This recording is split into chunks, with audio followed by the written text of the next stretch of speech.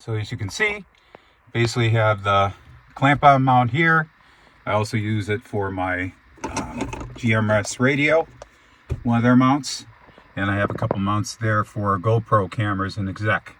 So this one is going to come off, and we're going to put the other one on. So now it's going to be installing in the Bulletpoint MagSafe phone charging adapter. So it does have a power cord in that with it, with a USB cord to the other end.